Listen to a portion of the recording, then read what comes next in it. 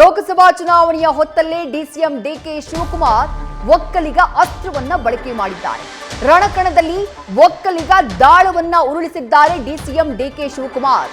ಹಳೆ ಮೈಸೂರು ಭಾಗವನ್ನ ಫೋಕಸ್ ಮಾಡಿ ಒಕ್ಕಲಿಗ ಸಮುದಾಯಕ್ಕೆ 8 ಟಿಕೆಟ್ಗಳನ್ನ ಈ ಬಾರಿ ನೀಡಲಾಗಿದೆ ಅನ್ನುವಂತಹ ಹೇಳಿಕೆಯನ್ನ ಪದೇ ಪದೇ ಚುನಾವಣಾ ಅಖಾಡದಲ್ಲಿ ಪ್ರಚಾರದ ಸಂದರ್ಭದಲ್ಲಿ ಮಾಧ್ಯಮಗಳನ್ನ ಉದ್ದೇಶಿಸಿ ಮಾತನಾಡುವಂತಹ ಸಂದರ್ಭದಲ್ಲಿ ಒತ್ತಿ ಒತ್ತಿ ಹೇಳ್ತಿದ್ದಾರೆ ಡಿಕೆ ಶಿವಕುಮಾರ್. ಮೊದಲು ಅವ್ರು ಏನ್ ಹೇಳಿದ್ರು ಅದನ್ನ ನೋಡೋಣ.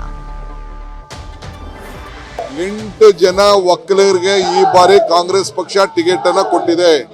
8 ಒಕ್ಕಲಿಗರಿಗೆ 8 ಯಾವಾಗೂ ಕೊಟ್ಟಿಲ್ಲ. ನನ್ನ ನಾಯಕತ್ವದಲ್ಲಿ 8 ಜನ ಒಕ್ಕಲಿಗರಿಗೆ ಮೈಸೂರಲ್ಲಿ ಒಕ್ಕಲಿಗರು ಕೊಟ್ಟಿದ್ದೀವಿ. ಬೆಂಗಳೂರು ನಗರದಲ್ಲಿ 2 ಒಕ್ಕಲಿಗರು ಕೊಟ್ಟಿದ್ದೀವಿ. ಸೌಮ್ಯ ರೆಡ್ಡಿಗೆ ಮತ್ತು ನಮ್ಮ ರಾಜೀವ್ ಗೌಡ್ರಿಗೆ, ಅಲ್ಲಿ ಜಯಪ್ರಕಾಶ್ ಹೆಗಡೆ ಕೊಟ್ಟಿದ್ದೀವಿ. ಒಟ್ಟು 8 ಜನ ಒಕ್ಕಲಿಗರೇ ಕಾಂಗ್ರೆಸ್ ಪಕ್ಷ. ಮತ್ತಷ್ಟು ಡೀಟೇಲ್ಸ್ ನಮ್ಮ ಪ್ರತಿನಿಧಿ ಹರೀಶ್ ನೀಡ್ತಾ ಹೋಗ್ತಾರೆ.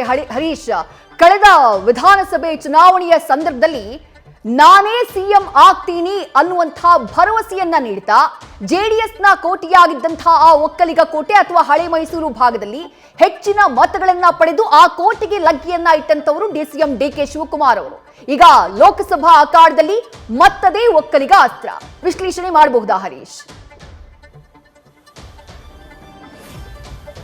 ವಿದೇಶಿ ಬಹಳ ಮುಖ್ಯವಾಗಿರುವಂಥದ್ದು ಲೋಕಸಭಾ ಚುನಾವಣೆ ಹಿನ್ನೆಲೆಯಲ್ಲಿ ಡಿಸಿಎಂ ಡಿಕೆ ಶಿವಕುಮಾರ್ ಅವರು ನೇರವಾಗಿ ಕೂಡ ಒಕ್ಕಲಿಗ ದಾಳವನ್ನು ಈಗ ಪ್ರಯೋಗ ಮಾಡಿರುವಂಥದ್ದು ಸ್ಪಷ್ಟವಾಗಿ ಕಾಣಿಸ್ತಾ ಇದೆ. ಯಾಕಂತಂದ್ರೆ ಕಳೆದ ವಿಧಾನಸಭಾ ಚುನಾವಣೆ ಸಂದರ್ಭದಲ್ಲೂ ಕೂಡ ನನಗೆ ಪೆನ್ನು ಪೇಪರ್ ಕೊಡಿ, SM ಕೃಷ್ಣ ನಂತರ ಒಂದು ಒಕ್ಕಲಿಗ ಸಮುದಾಯಕ್ಕೆ ಒಂದು ಒಳ್ಳೆಯ ಅವಕಾಶ ಹುಡುಕಿಕೊಂಡು ಬರ್ತಿದೆ, ಹಾಗಾಗಿ ನನಗೊಂದು ಅವಕಾಶ ಕೊಡಿ ಅನ್ನುವಂಥ ಮಾತನ್ನ ಸಮುದಾಯದ ಸಭೆಗಳಲ್ಲಿ ನೇರವಾಗಿ ಪ್ರಸ್ತಾಪ ಮಾಡ್ತಿದ್ರು. ಜೊತೆಗೆ ಹಳೆ ಮೈಸೂರು ಭಾಗವನ್ನು ಗಮನದಲ್ಲಿಟ್ಕೊಂಡು ಪ್ರಮುಖವಾಗಿ ಈ ಒಂದು ವಿಚಾರನೆ ಪ್ರಸ್ತಾಪ ಮಾಡ್ತಾರೆ. ಮತ್ತೆ ಆ ನಿಟ್ಟಿನಲ್ಲಿ ವಿಧಾನಸಭಾ ಚುನಾವಣೆ ಸಂದರ್ಭದಲ್ಲಿ ಒಂದು ಹಂತಕ್ಕೆ ಯಶಸ್ವಿ ಕೂಡ ಆಗಿರುವಂಥ, ಯಾಕಂತಂದ್ರೆ ಹಳೆ ಮೈಸೂರು ಭಾಗದಲ್ಲಿ JDS ಮತ್ತೆ ಕಾಂಗ್ರೆಸ್ ಪರಂಪರಾಗತವಾಗಿರುವಂತಹ ಬದ್ಧ ವೈರಿಗಳಾಗಿರುವಂಥದ್ದು. ಅದರಲ್ಲೂ ಕೂಡ ಒಕ್ಕಲಿಗ ಸಮುದಾಯದ ಪ್ರಾಬಲ್ಯದ ಮೇಲೆ ಹಿಡಿತಕ್ಕಾಗಿ ಸಾಕಷ್ಟು ಪೈಪೋಟಿ ಕೂಡ ನಡೀತಾ ಇರುವಂಥದ್ದು. ಅದು ಮತ್ತೆ ಈಗ ಲೋಕಸಭೆ ಚುನಾವಣೆ ಹಿನ್ನೆಲೆಯಲ್ಲಿ ಮುಂಚೂಣಿಗೆ ಬಂದಿದೆ. ಹಾಗಾಗಿ ಡಿಸಿಎಂ ಡಿಕೆ ಶಿವಕುಮಾರ್ ಅವರು ಒಂದು ಮಾತನಾಡಿದರೆ, ನನ್ನ ನಾಯಕತ್ವದಲ್ಲಿ ಅಂದ್ರೆ KPCC ಅಧ್ಯಕ್ಷನಾಗಿದ್ದೇನೆ, ಈಗ ನನ್ನ ನಾಯಕತ್ವದಲ್ಲಿ 8 ಜನ ಒಕ್ಕಲಿಗ ಸಮುದಾಯಕ್ಕೆ ಟಿಕೆಟ್ ಅನ್ನು ಕೊಡಿಸಿದ್ದೀನಿ ಅನ್ನುವಂತಹ ಮಾತನ್ನ ಹೇಳುವ ಮೂಲಕ ಒಕ್ಕಲಿಗ ಸಮುದಾಯದ ಮತಗಳನ್ನು ಸೆಳೆಯುವಂಥ ಒಂದು ಲೆಕ್ಕಾಚಾರದಲ್ಲಿ ಈ ರೀತಿಯ ಒಂದು ಹೇಳಿಕೆ ಕೊಟ್ರ ಅನ್ನುವಂಥ ಸಹಜವಾಗಿ ಪ್ರಶ್ನೆ ಮೂಡಿರುವಂಥದ್ದು. ಅಂದರೆ ಬೆಂಗಳೂರು ಆಗಿರ್ಬೋದು, ಬೆಂಗಳೂರು ದಕ್ಷಿಣ ಆಗಿರ್ಬೋದು, ಬೆಂಗಳೂರು ಉತ್ತರ ಆಗಿರ್ಬೋದು, ಬೆಂಗಳೂರು ಗ್ರಾಮಾಂತರ, ತುಮಕೂರು, ಮೈಸೂರು, ಹಾಸನ, ಮಂಡ್ಯ, ಉಡುಪಿ, ಚಿಕ್ಕಮಗಳೂರು, ಹೀಗೆ 8 ಕ್ಷೇತ್ರಗಳಲ್ಲಿ ಒಕ್ಕಲಿಗ ಸಮುದಾಯಕ್ಕೆ ಟಿಕೆಟ್ ಕೊಟ್ಟಿದ್ವಿ. ಈ ಹಿಂದೆ ಯಾವಾಗಲೂ ಕೂಡ ಕೊಟ್ಟಿಲ್ಲ, ಅಷ್ಟು ಮಟ್ಟಿಗೆ 8 ಜನಕ್ಕೆ ಈಗ ಟಿಕೆಟ್ ಅನ್ನು ಕೊಟ್ಟಿದ್ವಿ ಅನ್ನುವಂಥ ಮಾತನ್ನ ಪದೇ ಪದೇ ಒತ್ತಿ ಒತ್ತಿ ಹೇಳ್ತಾ ಇರುವಂಥ ಒಂದು ಪ್ರಯತ್ನ ಕೂಡ ಡಿಕೆ ಶಿವಕುಮಾರಿಂದ ಆಗ್ತಾ ಇರೋದು. ಇವೆಲ್ಲವೂ ಕೂಡ ಒಕ್ಕಲಿಗ ಸಮುದಾಯದ ಮತಗಳನ್ನು ಸಂಪೂರ್ಣವಾಗಿ ಕಾಂಗ್ರೆಸ್ನತ್ತ ಸೆಳೀಬೇಕು ಅನ್ನೋ ಲೆಕ್ಕಾಚಾರದಲ್ಲಿ ಅನ್ನುವಂಥ ಮಾತುಗಳು ಕೇಳಿಬರ್ತಿವೆ.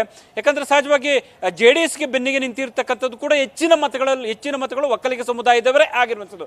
ಈ ಹಿನ್ನೆಲೆಯಲ್ಲಿ ಕಾಂಗ್ರೆಸ್ಗೆ ಆ ಮಾತುಗಳನ್ನ ಶತಾಯಗತಾಯ ಆದಷ್ಟು ದೊಡ್ಡ ಪ್ರಮಾಣದಲ್ಲಿ ಸೆಳೀಬೇಕು ಅನ್ನುವಂಥ ಲೆಕ್ಕಾಚಾರದ ಹಿನ್ನೆಲೆಯಲ್ಲಿ ಡಿಕೆ ಶಿವಕುಮಾರ್ ಅವರು ಒಕ್ಕಲಿಗ ದಾಳವನ್ನು ಪ್ರಯೋಗಿಸ್ತಾ ಅನ್ನುವಂಥ ಚರ್ಚೆ ಶುರುವಾಗಿರುವಂಥದ್ದು. ಶತಾಯಗತಾಯ ಈ ಬಾರಿ ಕೂಡ ಹೆಚ್ಚಿನ ಸ್ಥಾನಗಳನ್ನ ಗೆಲ್ಲಬೇಕು ಅನ್ನುವಂಥ ಟಾಸ್ಕ್ ಅನ್ನು ಹೈಕಮಾಂಡ್ ಈಗ ಕಾಂಗ್ರೆಸ್ ರಾಜ್ಯ ನಾಯಕರಿಗೆ ಕೊಟ್ಟಿರುವಂಥದ್ದು. ಅದು ಕೂಡ ಕಳೆದ ವಿಧಾನಸಭಾ ಚುನಾವಣೆ ಸಂದರ್ಭದಲ್ಲಿ ಡಿಕೆ ಶಿವಕುಮಾರ್ KPCC ಅಧ್ಯಕ್ಷರಾಗಿದ್ದರು. ಈಗ ಲೋಕಸಭಾ ಚುನಾವಣೆ ಸಂದರ್ಭದಲ್ಲೂ ಕೂಡ ಡಿಕೆ ಶಿವಕುಮಾರ್ ಅವರು ಇಲ್ಲಿ KPCC ಅಧ್ಯಕ್ಷರಾಗಿದ್ದರೆ, ಈ ಹಿನ್ನೆಲೆಯಲ್ಲಿ ಹೆಚ್ಚಿನ ಸ್ಥಾನಗಳು ಬಂದಿದ್ದೇ ಆದಲ್ಲಿ ತನ್ನ ನಾಯಕತ್ವದಲ್ಲಿ ಅದು ಕೂಡ ಹಳೆ ಮೈಸೂರು ಭಾಗದಲ್ಲಿ ಹೆಚ್ಚಿನ ಸ್ಥಾನಗಳನ್ನ ಗೆಲ್ಸ್ಕೊಂಡೆ ಅನ್ನುವಂಥ ಕ್ರೆಡಿಟ್ ಕೂಡ ಆಗುತ್ತೆ. ಇದು ಮುಂದೆ CM ನನಸು ಮಾಡ್ಕೊಳ್ಳೋದಕ್ಕೆ ಸಹಕಾರಿ ಆಗುತ್ತೆ ಅನ್ನುವಂಥ ಲೆಕ್ಕಾಚಾರ ಇದ್ದಂತೆ ಕಾಣಿಸ್ತಿದೆ. ವಿದ್ಯಾಶ್ರೀ, ಥ್ಯಾಂಕ್ ಯು ಹರೀಶ್, ತಮ್ಮೆಲ್ಲ ಡೀಟೇಲ್ಸ್. ನ್ಯೂಸ್ ಫಸ್ಟ್ ನಿರ್ಭೀತಿಯಿಂದ ನಿಮ್ಮ ಪರವಾಗಿ.